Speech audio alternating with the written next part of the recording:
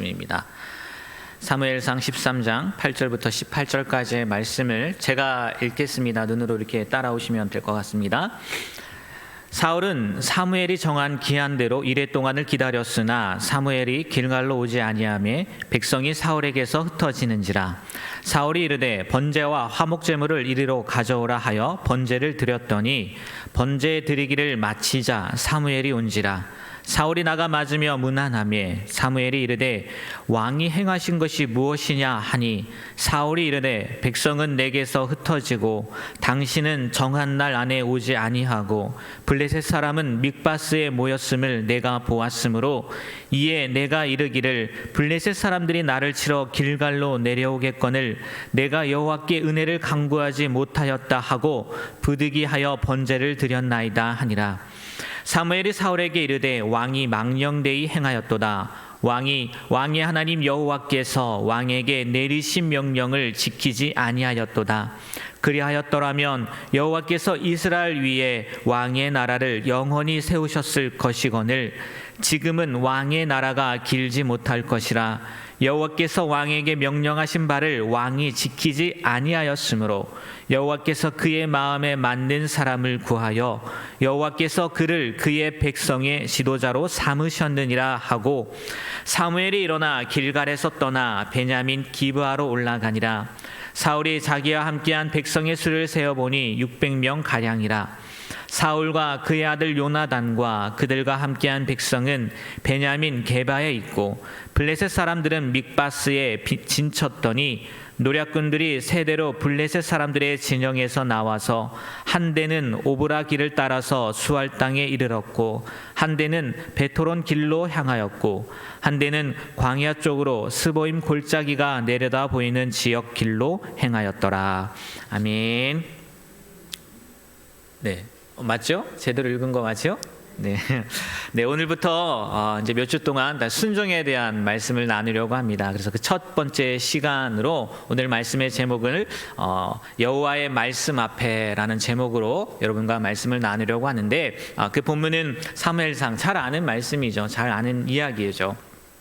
본문으로 들어가기 전에 지금을 가리켜 이렇게 이야기를 합니다. 소통의 시대라고 이야기를 해요. 그만큼 우리가 사용하는 용어가 중요하다는 거겠죠. 어떤 말을 하느냐에 따라서 또 어떤 그 특별히 지도자들의 입에 나오는 그 말에 따라서 백성들의 반응이 다양해지잖아요. 뭐 전혀 우리의 상황을 모른다, 뭐 이렇게 이야기도 하고, 뜬구름 잡는 말을 한다 하고, 소통이 안 된다는 이야기를 하잖아요. 그 사용하는 용어가 중요하다는 얘기라는 거죠. 그런데요, 이 세상에서뿐만이 아니라 신앙생활에 있어서도 우리가 사용하는 용어가 우리 삶의 형태를 좌우하기도 한다는 겁니다. 예를 들어서 뭐 신뢰라는 단어, 나는 하나님을 신뢰해.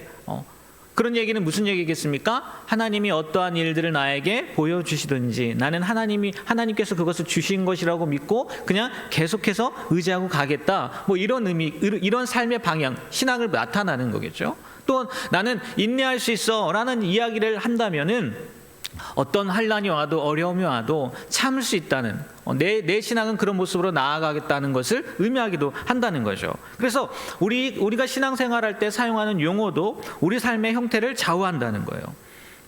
그런데 문제는 뭐냐? 우리가 때로는 생각 없이 말하고 생각 없이 살 때가 있다는 거예요. 그 신앙 용어 그리고 또 삶도 마찬가지고 그 중에 몇 주간 계속해서 말씀을 나눈 이 순종이라는 단어도 그렇다는 겁니다. 순종이라는 말처럼 오용되고 남용되는 용어가 없는 것 같아요.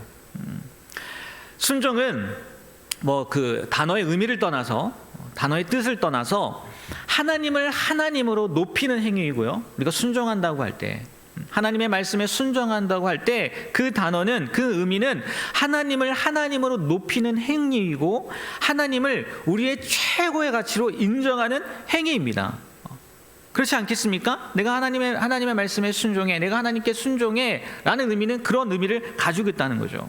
그런데요, 이런 고귀한 신앙 행위가 오늘날 도리어 기독교를 질적으로 낮은 종교로 전락시키고 있다는 생각을 지울 수 없다는 거예요. 왜요? 교회 안에서 우리는 너무나 쉽게 그냥 무조건 순종해 라는 말을 듣는다는 얘기죠. 무엇을 어떻게 순종하라는 게 아니라 그냥 무조건 순종하라는 거예요. 좋아요. 무조건 순종하는 건데 그럼 도대체 어디까지 순종하는 게 무조건 순종하는 거냐는 거예요. 아마도 이런 용어의 무질서 때문에 우리의 신앙과 삶이 분리되고 교회는 사회로부터 지탄받는 존재가 되어가고 있는 것은 아닌지 고민해 봐야 될 거라는 거죠.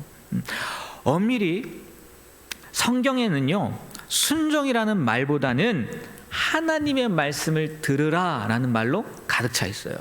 한번 나중에 성경을 다시 한번 읽어보십시오.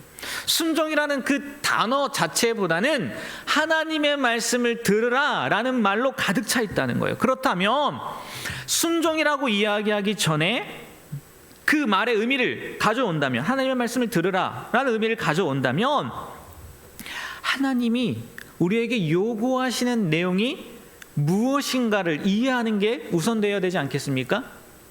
그렇지 않아요? 순종이라고 말하기 전에 하나님께서 우리에게 요구하시는 내용이 도대체 뭔가, 그것을 이해하는 게 우선되어야 되잖아요. 또 더 나아가서는 하나님께서 그러면 왜 그것을 요구하시는지, 그것을, 그러니까 하나님의 마음이라고 쉽게 표현할 수 있을 것 같습니다. 하나님의 마음을 이해하는 것이 우선돼야 되지 않겠느냐는 거예요.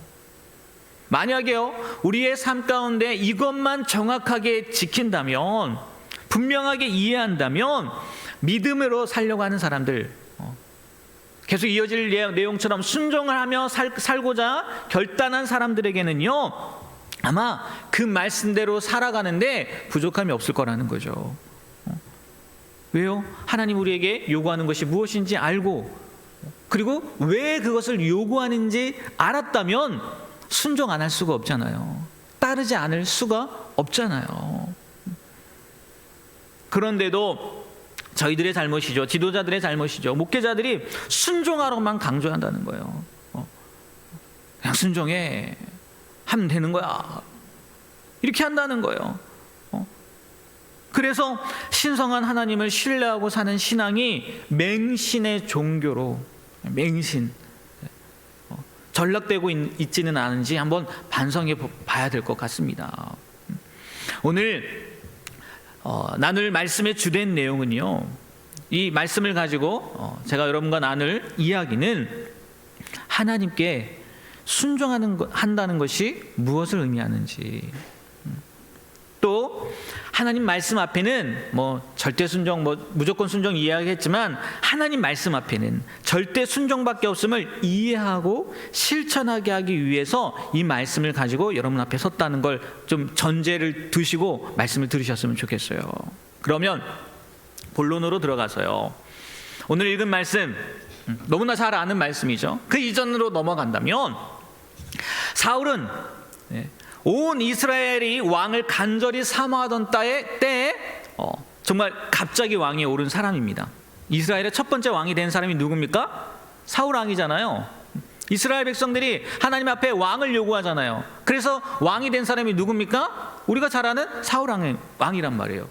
그런데 궁금한 거는 하나님께서 왜 이 사울을 첫 번째 왕이에요. 첫째, 되게 중요하지 않겠습니까? 근데 이 사울을 왜 왕으로 선택했는지, 어떤 점을 보고 선택했는지 궁금하다는 거예요. 문제는 뭐냐? 성경에 그 내용이 나와 있지 않아요. 내가 왜 이스라엘의 초대 왕으로, 첫 번째 왕으로 사울을 왕으로 세웠다라는 이야기가 나오지 않아요.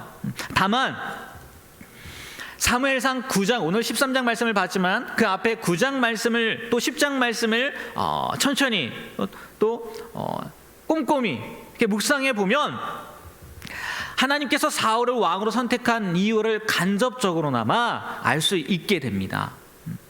먼저 9장의 말씀을 보면 이런 내용이 나와요. 사울의 아버지가 무엇을 잃어버립니까?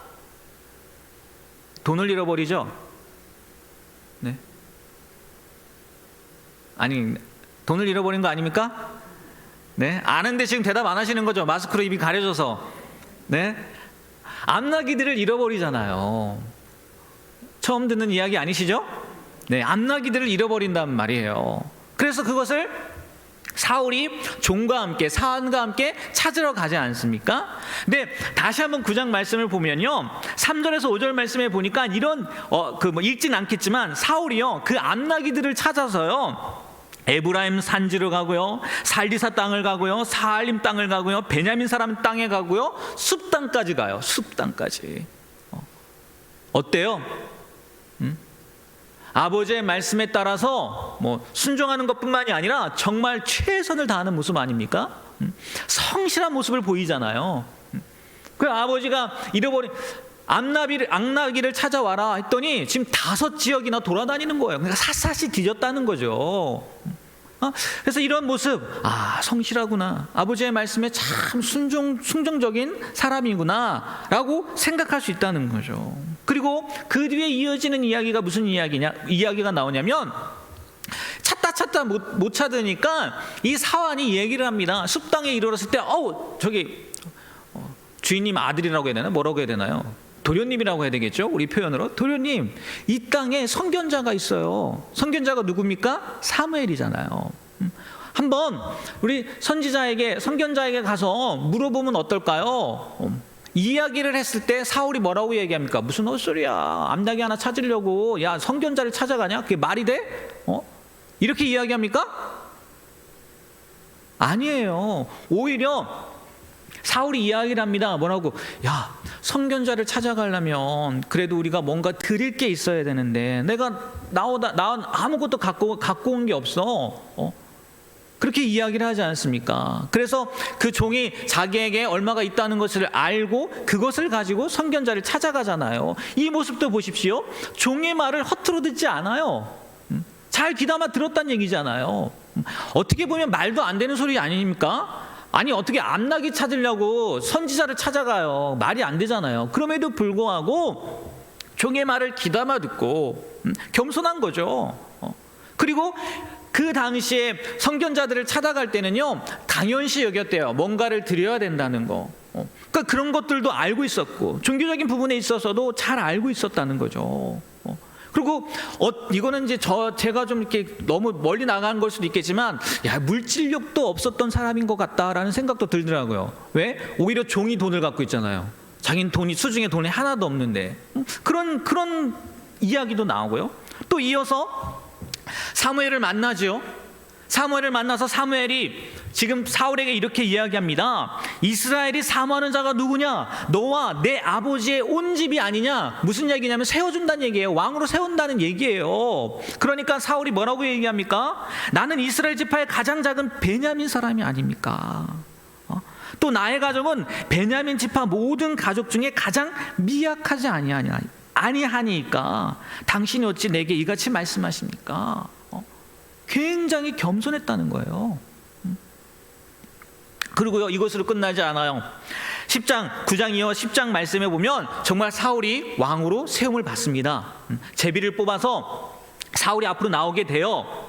그때도 숨어 있죠. 근데 그게 중요한 게 아니라 사울이 왕으로 되었을 때요, 한 무리들은 사울 왕 만세를 부릅니다. 그런데 또 다른 무리들은 뭐라고 합니까? 제가 무슨 왕이 돼? 비판해요. 사무엘 선지자가 기름을 부어서 왕으로 세웠음에도 불구하고 비판하는 무리들이 있단 말이에요. 근데 그때 사울이 뭐라고 합니까? 들고 일어납니까? 야, 내가 모든 사람 앞에서 지금 기름 부음 받고 왕이 되었는데 너희들이 나를 비웃어? 아니요, 사울이 잠잠해요. 그리고 나중에 그들에게 복수하지도 않아요. 전쟁에 이겨놓았을 때도.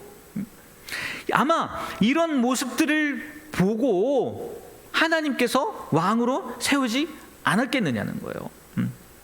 인간 됨됨이도 있었고요, 인간 관계에 있어서도 흠이 없을 정도로 바른 자세로 살았던 것 같아요. 게다가 외모도, 그렇죠? 저도 가끔 그런 생각을 합니다. 제가 여기서 한 몇 센치만 더 컸으면은 잘 나가지 않았을까, 이런 생각을 하는데, 사울은 다른 사람보다 목이 하나가 더 컸대잖아요. 늠름했단 말이에요. 그러니까 갖출 거 다 줬다는 얘기예요. 하나님께서는 아마도 사울의 이런 점을 외모가 아니라 그런 모습들을 통해서 긍정적으로 평가하셨던 것 같아요. 그래서 사무엘상 10장 9절 10절 말씀에 보면 이런 말씀이 나와요. 한번 읽어볼까요? 그가 사무엘에게서 떠나려고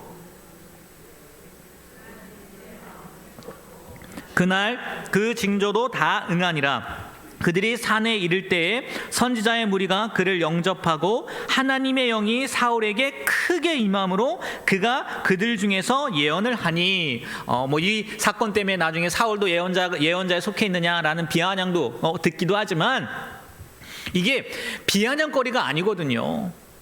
하나님께서 사울에게 무엇을 부어주셨다는 거예요? 성령을 부어주셨다는 거 아닙니까? 그래서 사울이 예언을 하게 되었다는 거잖아요. 그만큼 하나님께서도 사울을 인정하고 큰 성령을, 그 성령 충만함을 부어주셨다는 거죠. 그래서 정말 그때부터 전쟁에 나가기만 하면 승리를 하고 이기는 왕이 되었단 말이에요. 얼마나 좋습니까? 하지만 우리가 알다시피 오늘 말씀에도 나왔듯이 사울의 인생을 실패로 몰아넣는 위기가 찾아오죠. 그건 블레셋이나 또 아멜렉과의 그 전투라는 형태로 다가오지만 실상 진정한 원인은 사울의 불순종에서 비롯됩니다. 사울의 불순종에서. 오늘 말씀을 보면 사울이 이스라엘의 왕이 되어 다스린 지 2년이 되었을 때 누가 쳐들어옵니까? 블레셋이 쳐들어와요. 그러자 백성들은 불안에 떨면서 도망치기 시작합니다. 11장에서요, 오늘 13장이지만 11장에서 암몬 사람들과 싸울 때요, 사울이요 굉장히 당당했어요. 그런데 그런 모습은 보이지 않고 오히려 숨어 조급하고 불안해요. 그리고 사울이 어떻게 합니까? 빨리 제사를 드리고 싶어서. 왜요?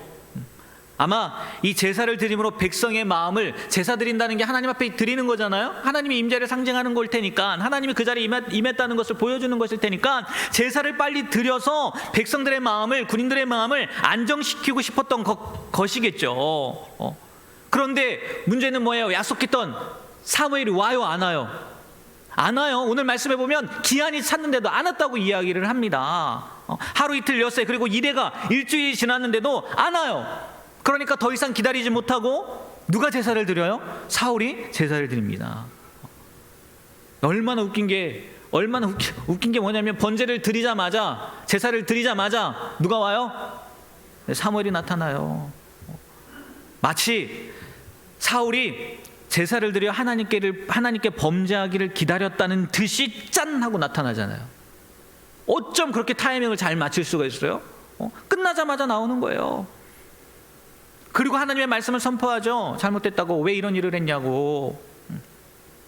그래서요, 이 장면을 가지고 브루그만 교수님이요 이렇게 이야기를 합니다. 함정이다. 함정에 가깝다. 함정에. 우리도 사무엘의 행동보다는 정말 솔직히 이야기하면 사울의 행동이 더 이해가 되지 않습니까? 오히려 사무엘의 행동이요 야비한 것처럼 보이기까지 해요.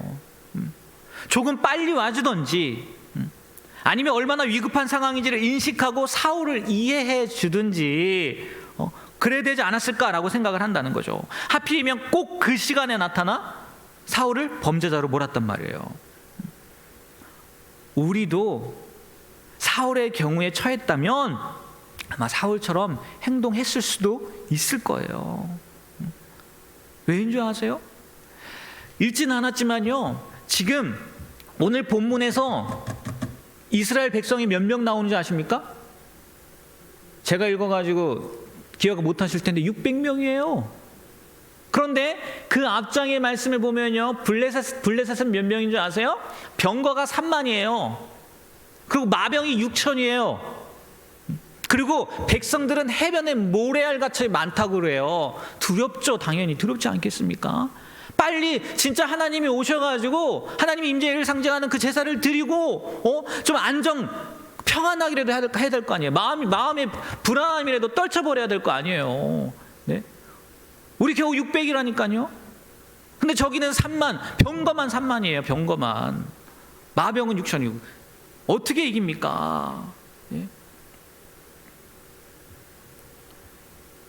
근데 알다시피 사울의 입을 통해, 아니 사무엘의 입을 통해 사울에게 전해지는 이야기는 뭡니까? 하나님께서 사울에게 화를 내셨다는 거죠. 실망하셨다는 거죠. 사울의 행위 의롭지 않다고 지적하셨다는 거죠. 존 파이퍼 목사님이 이 내용을 장미에 대한 이야기로 이야기를 합니다. 제가 그걸 우리나라 걸로 각색을 한번 해볼게요. 그 내용은 이거예요. 어느 남편이 아내의 생일이 되었어요. 각색을 한 겁니다. 우리나라 걸로. 아내의 생일이 되어서 집에 퇴근하고 들어오는 길에 장미를 사들고 온 거예요. 꽃다발을 사들고, 꽃바구니 아니면 꽃다발을 사들고 온 겁니다. 아내가 어떡해요? 깜짝 놀라죠. 이거 얼마 줬냐가 아니라, 네? 돈으로 주지 이게 아니라, 네? 깜짝 놀라죠. 내 생일이라고 어디 장미를 사오고, 어떻게 이 장미를 사올 생각을 했냐라고 물어봐요. 그래서 남편이 이렇게 얘기하는 거예요. 뭐라고요? 내가 당신을 사랑해서가 아니라 그게 내 의무니까. 그 이야기를 들은 아내가 어떻게 했을까요? 네? 장미를 집어 던지고 자기 방으로 들어가 버렸다는 거예요. 무엇이 문제였냐는 거예요. 무엇이. 사울의 관심은 백성들의 마음을 안정시키는 거고 이 위기의 상황을 벗어나는 것이었어요. 전쟁에서 승리하는 거였어요. 그러기 위해서는 지금 뭐가 필요했냐? 제사가 필요했어요. 그에게 제사가 왜 필요한지는 중요하지 않았어요. 제사를 드리고 위기에서 탈출하기만 하면 된다고 생각했다는 거예요. 이해가 되십니까? 장미 이야기와 매치가 되세요? 지금 사울이 그랬다는 거예요. 그래서 사무엘은요, 사울 왕에게 거듭해서 하나님께서 말씀하셨다고 이야기를 합니다. 하나님께서 말씀하셨다고. 제일 처음에 순종이라는 거 이야기할 때 말씀드리지 않았습니까? 순종하기 전에, 네, 하나님의 말씀을 들으라 라는 말이 더 많이 나온다고. 어떠한 일을 행하는 게 중요한 게 아니라 하나님이 어떤 말씀을 하셨는지 이해하는 게 더 중요하다는 거죠.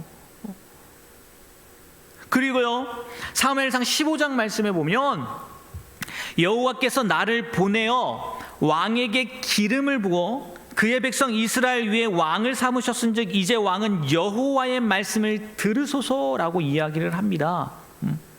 근데 또 조금 뒤에 말씀드리겠지만 아말렉과의 그 싸움에서 나오는 이야기거든요. 여기서 왕에게 기름을 부어라고 표현이 되어 있잖아요. 그런데 이 기름을 붓다는 건 하나님의 말씀을 듣고 따를 것을 서약하는 것이라고 정의되어진다는 거예요. 기름 붓는다, 왕에게 또 선지자에게 제사장에게, 그건 하나님의 말씀을 듣고 따를 것을 뭐 한다고요? 서약한다는 의미가 있다는 거예요. 죽더라도 끝까지 하나님의 말씀을 듣고 순종하겠다는 서약이라고 이야기한다는 거예요. 비록 사무엘이 정한 날에 오지 않아 약속을 어겼다고 항변하지만 그건 사울이 날과 시간을 자기 멋대로 정한 거지, 자기 멋대로 계산한 거지, 하나님의 말씀을 지킨 거예요, 안 지킨 거예요? 순종하는 서약 지킨 거예요, 안 지킨 거예요? 안 지킨 거라는 거죠. 사울의 불순종이 여기서 끝납니까? 아마 이 한 번이면요, 어쩌면 더 진짜 오늘 말씀처럼 이어질 수 있을 것 같기도 해요. 바로 이어지잖아요. 아말렉과의 싸움에서 하나님은 사무엘을 통해서요, 사울에게 아말렉 족속을 정복하라고 이야기합니다. 그런데 그들의 생명은 물론 그들에게 딸린 모든 것, 네, 동물까지도 모든 것을 다 멸절시키라고 명령해요. 하지만 사울이 어떻게 합니까? 지킵니까? 지키지 않아요. 순종하지 않아요. 사울은 하나님의 명령을 따라서 그 군대를 이끌고 아말렉 족속을 치는 가운데 완전히 멸절시키라는 명령을 어기고 양떼와 소떼 가운데 가장 좋은 것들과 가장 기름진 짐승들과 어린 양들과 좋은 것들을 다 살려둬요. 사무엘상 15장 11절 말씀해 보니까요, 이런 말씀 여러분들도 잘 많이 들어본 말씀이에요. 사무엘에게 사울을 왕으로 선택한 것을 후회한다라고까지 말씀하셨어요. 어떻게 신이 후회할 수 있겠습니까? 그럼에도 불구하고요, 하나님이 사무엘에게 그런 말씀을 하셨다는 거예요. 그래서 사무엘이 하나님의 말씀을 듣고 괴로운 마음으로 밤새도록 그를 위해서 기도하죠. 그리고 아침에 찾아가요. 그런데도 사울은 사무엘을 보고 어떻게 이야기합니까? 태연하게요. 당신은 여호와께 복을 받으소서, 내가 여호와의 명령을 행하였나이다 라고 이야기하는 거예요. 타이밍이 얼마나 좋은지 그때 양과 소떼 울음소리가 들려옵니다. 그러니까 사무엘이 묻죠. 그러면 내 귀에 들려오는 이 양의 소리는, 내게 들리는 소의 소리는 무엇입니까? 다시 반문해요. 그러자 사울이 뭐라고 이야기합니까? 그건 하나님께 제물로 바치려고 좋은 곳만 골라놓은 거라고 뭘 해요? 변명을 하죠. 변명을. 그리고요, 그것으로 끝나지 않고요, 자기 생각이 아니라 백성들이 원했다고 변명해서 또 책임 전가까지 해요.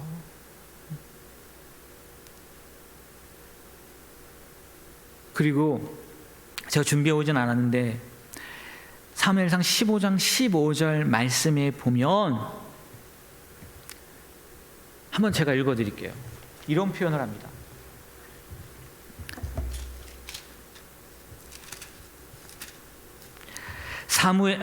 사울이 이르되 그것은 무리가 아말렉 사람에게서 끌어온 것인데 백성이 당신의 하나님 여호와께 제사하려 하여 양들과 소들 중에서 가장 좋은 것을 남김이요. 어떤 하나님이요? 어떤 하나님이요? 당신의 하나님이래요. 당신이. 이건요, 하나님을 포기한 거예요. 사울의 삶에서 하나님을 내려놓은 거예요. 사무엘은 그에게 더 이상 희망이 없다고 판단하고요, 어젯밤 하나님께서 자기에게 주신 말씀을 이야기하죠. 15장 22절 23절 세 번역으로 제가 준비해 왔는데요, 읽어드릴게요. 사무엘이 나무랐다. 주님께서 어느 것을 더 좋아하시겠습니까? 주님의 말씀에 순종하는 것이겠습니까? 아니면 번제나 화목제를 드리는 것이겠습니까? 잘 들으십시오. 순종이 제사보다 낫고 말씀을 따르는 것이 순양의 기름보다 낫습니다. 거역하는 것은 점을 치는 죄와 같고 고집을 부리는 것은 우상을 섬기는 죄와 같습니다. 임금님이 주님의 말씀을 버리셨기 때문에 주님께서도 임금님을 버려 왕이 되지 못하게 하셨습니다. 이 다음부터요, 처음에 기름 부음 받았을 때 성령이 충만해서 예언까지 했던 사울이 어떻게 변합니까? 악신이 들려서요, 정신 이상서처럼 돼요. 그리고 우리가 알다시피 비참한 최후를 맞이하죠. 블레셋과의 전투에서 자기 아들들과 같이 죽게 되잖아요. 그리하여 이스라엘 초대 왕 사울의 가문은 사라지고 말아요. 사울 집안의 비참한 최후는요, 뭐 명백합니다. 하나님 말씀에 불순종한 결과였어요. 성경을 연구하면서 이렇게 많은 사람들이 이야기하는 게 뭐냐면요, 개약 신학, 언약 신학이라는 말을 많이 합니다. 개약 신학이라는 말은 쌍방간에 이행해야 할 조건이 있고 거기에 부합하는 응답이 있으면 결과가 있다는 얘기예요. 하나님께서 우리의 언약을 맺을 때 개약 신학, 언약 신학을 한다는 거예요. 언약, 계약을 맺는다는 거예요. 하나님 말씀에 조건 없는 응답이란 없다는 거예요. 사실 하나님 앞에서 가장 중요한 것은 하나님이 우리에게 제시한 조건이에요. 그래서 하나님의 말씀을 들으라라는 것이 더 많다고 이야기한 거예요. 하나님 앞에서 중요한 것이 뭐라고요? 하나님이 우리에게 제시한 뭐라고요? 조건이에요. 조건. 그 조건을 정확하게 이해하고 응답하기만 하면 결과는 하나님으로부터 저절로 오게 돼 있어요. 잘 들으셨으면 좋겠어요. 저절로 온다고요. 하나님이 우리에게 제시하신 조건이 뭔지 정확하게 이해하고 응답하면 결과는 어떻게 온다고요? 어떻게 온다고요? 저절로 온다고요. 떼쓸 필요도 없다는 거예요. 40일 금식기도 안 해도 된다고요. 네. 그런데 우리는 조건에 대해서 정확하게 이해하려고 하지 않고요, 순종하면 복 받는다는, 받는다는 결과만, 뭐만요? 결과만 생각한다는 거예요. 무엇을 어떻게 순종할 것인지 모르고 어떻게 순종할 수 있겠어요?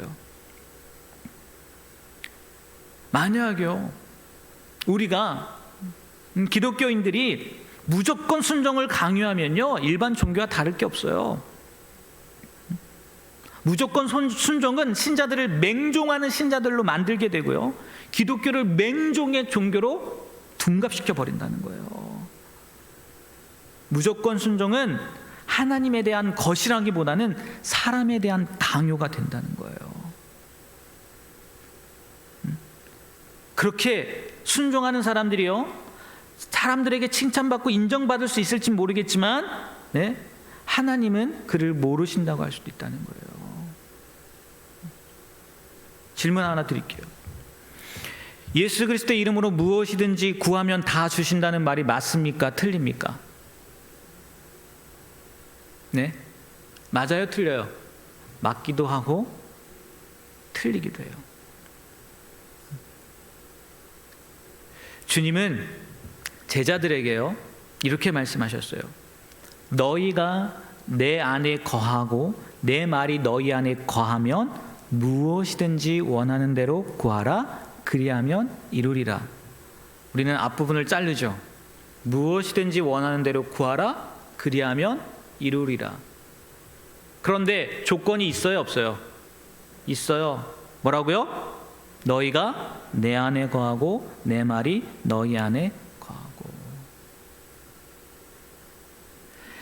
예수 그리스도의 이름으로 무엇인지 구하면 주시는 거 맞습니다. 그런데 조건이 뭐라고요? 우리가 주님 안에, 네, 또 주님의 말씀이 우리 안에 거했을 때라는 거죠. 사울은요, 어떻게 보면 99% 아니 사울에게 있어서 최선의 순종을 한 거예요.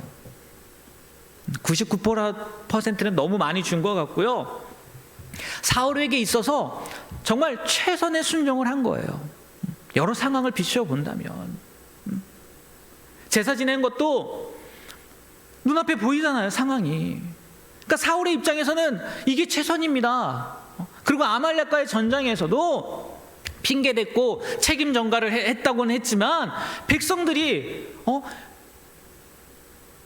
그 좋은 동물들, 가축들 쉽게 못 죽이거든요. 또 왕의 입장에서 보면은, 아니 전쟁하는 사람들에게 전리품도 있어야 되는 거 아니겠어요? 어떻게 보면 사울에게 있어서 최선의 순종이었어요. 하지만 이 순종이라는 단어 앞에요, 최선은 필요가 없다는 거예요. 하나님 앞에 순종해서는 최선이 아니라는 거예요. 그럼 뭐예요? 온전한 순종이에요. 온전한 순종. 거기에서 탈락한 거죠. 온전한 순종이 되지 않을 때는요, 그게 뭐예요? 불순종이에요. 불순종이라고요. 하나님 앞에서는 아무리 최선을 다했다 할지라도. 그리고 이 불순종은 하나님의 말씀을 버리는 거잖아요. 하나님을 거부하는 행위잖아요. 여기서부터 사울의 본심이 진짜 그 내면이 드러난다는 거예요. 결국은요, 최선을 다했을지 모르겠지만 사울의 본심은 자기 중심적인 신앙이었다는 거예요. 하나님 중심이 아니에요. 하나님 앞에 완전한 모습이 아니라 내 중심이었다는 거예요. 그런 이야기 들어보셨습니까? 우리가 성숙해야 된다 얘기하잖아요. 신앙생활하면서 성숙해져야 됩니다 얘기해요, 안 해요? 하지요. 여러분, 진정한 성숙은 뭘까요? 진정한 성숙은 독립이 아니에요. 우리 결혼하면 아내와 남편이 하나가 되어, 부부가 하나가 되어 부모를 떠나서 독립하는 거, 이게 진정한 부부다, 이런 얘기 많이 하잖아요. 그런데 신앙생활에 있어서, 신앙에 있어서 성숙은요, 독립이 아니에요. 뭔지 아십니까? 절대 의존이라는 거예요. 절대 의존. 그런데 사울은 절대 의존하기보다 자기가 중심이 되어서, 자기 중심이 되어서 자기 안에서 최선만을 했다는 거죠. 하나님께서 우리에게 요구하시는 거는요, 관계예요, 관계. 절대 의존의 의미도 그거 아니겠습니까? 너는 나를 뭐 하라고요? 의지하라고, 나를 바라보라고, 좀 나만 바라봐 달라고 하나님이 그 관계를 말씀하시는 거 아니겠어요? 하나님이요, 우리에게 요구하시는 거는 관계란 말이에요. 사울 이야기에서 보면 백성이 흩어지는 것도, 전쟁에서 패하는 것도 문제가 아니라고요. 지금 하나님의 관심은 사울과 하나님과의 뭐였다고요? 관계였다는 거예요. 이 관계만 올바로 되면, 사울이 절대 의존을 한다면, 하나님 앞에 온전한 순종을 한다면, 100% 신뢰할 수 있는 관계가 되었다면, 그 결과는 아까 말씀드린 것처럼 조건이 이행되면 결과는 어떻게 된다고요? 저절로 온다는 거예요. 그런데 사울은 그 조건을 생각하지 못하고 뭐에만 집착한 거예요? 결과에만 집착한 거예요. 전쟁에서 승리해야지, 백성들의 마음을 흡족시켜야지. 그러다가 누굴 잃어버린 거예요? 하나님을 잃어버린 거죠. 사울 본인도요, 고백해요. 15장 24절에 보니까 내가 여호와의 명령과 당신의 말씀을 어긴 것은 내가 백성을 두려워하여 그들의 말을 청종하였습니다. 하나님보다 그들을 더 의지하고 자기가 생각하는 결과를 바라봤다는 거예요. 결과를 집착하는 건요, 곧 자기가 자신의 삶의 주인이라는 얘기거든요. 잘 생각해 보십시오. 여러분이 어떤 기도를 해요. 어떤 결과를 내려놓고 그거에 집착해요. 그래서 그렇게 되지 않아서 실망해요. 그럼 뭐예요? 누가 주인이 된 거예요? 여러분이 주인 아니에요? 진짜 신앙은요, 결과에 집착하는 게 아니라니까요. 맡겨야 된다니까요. 만약에요, 여러분들이 어떤 결과에 집착한다, 기도하는 내용에 있어서, 그거는요, 내가 주인이 되는 신앙이에요. 내가 주인이 되는 삶이에요. 이건 하나님을 자기의 필요를 채워주시는 분으로 전락시키는 행위예요. 하나님이 좋아하시겠습니까? 좋아하지 않죠. 사울은 자기를 너무나 사랑한 나머지 자기를 그처럼 위대하게 만들어주신 하나님과 바른 관계를 맺는 일에 실패하고 말았어요. 이 장면을 통해서요, 두 가지를 생각할 수 있겠더라고요. 첫 번째는, 하나님의 말씀을 선포하는 자들이요, 두렵고 떨림으로 정확하게 말씀을 선포해야 되겠구나, 그런 생각이 들더라고요. 잘못하면 잘못된 길로 인도하는 거예요. 사무엘은요, 정확하게 이야기했어요. 근데 만약에 사무엘조차도 잘못된 것들을 이야기했다고 생각을 해보세요. 하나님의 말씀을. 사무엘도 무너졌겠죠. 그리고 또 하나는, 이건 이제 저희들의 책임이겠죠. 또 하나는 뭐냐면, 듣는 사람들이 선포된 말씀을 바르게 이해하고 그대로 살아가야 되겠구나. 내 자의적으로 해석하는 게 아니라 선포된 말씀을 바르게 이해하고 그대로 살아가야 된다는 거죠. 하나님의 말씀에 순종한다는 것은 하나님을 하나님 되게 하는 행위예요. 하나님을 최고로 높이는 행위란 말이에요. 그래서 순종이 하나님 앞에서 가장 아름다운 모습이고, 순종을 그렇게 강조하는 거예요. 하나님 앞에서 순종을. 모세의 삶을 생각해 보십시오. 모세만큼 순종한 사람이 어디 있습니까? 근데 한 문제 때문에 가나안 땅 들어가지 못하잖아요. 왜? 자기 자신이 중심이 되어서 그런 일을 향한 거 아니겠습니까? 요한복음 2장에 보면 예수님이 첫 번째 이적을 행한 내용이 나옵니다. 가나의 혼인잔치 얘기 아시죠? 네. 이 표적을 통해서 제자들이 예수님을 믿게 되었다는 이야기가 기록되어 있어요. 그러나 그 내용은 하나님이신 예수님께서 우리에게 오시면 어떤 변화가 일어나는데, 이런 변화가 일어나면 무엇인가가 필요한지를 보여준다는 거예요. 그 무엇이 무엇인지 아십니까? 요한복음 2장 5절 말씀에 보면 이런 표현이 있어요. 너희에게 무슨 말씀을 하시든지 그대로 하라. 네. 이것이 요한복음을 읽는 독자들에게 그 첫 번째 표적을 통해서 이야기하고 싶었던 내용이에요. 물론 변화가 나타납니다. 예수를 믿음으로 말미암아서. 그런데 그 변화 이전에 뭐라고요? 너희에게 무슨 말씀을 하시든지 너희는 어떻게 하라고요? 그대로 하라는 거예요. 하나님의 명령에 그대로 실행하는 것보다 더 귀한 것은 없다는 거예요. 그런데 계속 이야기한 것처럼 순종 이전에 뭐라고 말씀하시는지, 그 말씀을 바르게 듣는 게 중요하다는 거예요. 바르게 듣고 그리고 나서 그대로 행해야 된다는 거죠. 순종에서 중요한 것은 나 혼자 생각하고 나 혼자 실행하는 것이 아니라 순종을 요구하시는 분으로부터 오는 내용이라는 거예요. 어떤 말씀을 하셨는지 그 내용에 따라 사는 게 진짜 순종이에요. 내용이 없는 순종은 순종이 아니에요. 그냥 무조건 순종이 아니라는 거예요. 분명히 내용이 있다는 거예요. 조건이 있다는 거예요. 여러분, 마지막으로 말씀드립니다. 먼저 하나님이 어떤 분이신가를 분명히 아십시오. 네. 그리고 하나님을 신뢰하세요. 또 그분이 우리에게 우리에게 명령하시는 내용이 무엇인지, 왜 그처럼 요구하시는지 그 의미를 분명하게 이해하셔야 돼요. 그러면 순종의 길은 그리 어렵지 않다는 거예요. 그럴 때 하나님을 하나님으로 인정하게 되고 하나님을 우리의 최고의 가치로 보여드리는 일들이 될 수 있다는 거예요. 다시 한번 말씀드립니다. 순종 너무나 중요합니다. 너무나 중요해요.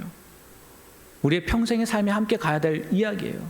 그런데 순종 이전에 하나님께서 나에게 어떤 말씀을 왜 하셨는지 명확히 알고 그 말씀대로 따라야 된다는 거, 그것이 더 중요하다는 거 기억하고요, 우리가 신앙생활을 하셨으면 좋겠어요. 그리고 진정한 성숙은 독립이 아니라 뭐라고요? 절대 의존이라는 거 잊지 않고 우리가 신앙생활하면서 늘 하나님 붙잡고 살아가는 99%가 아니라 온전한 순종을 이룰 수 있는 저와 여러분의 삶이 되길 주님의 이름으로 부탁드립니다.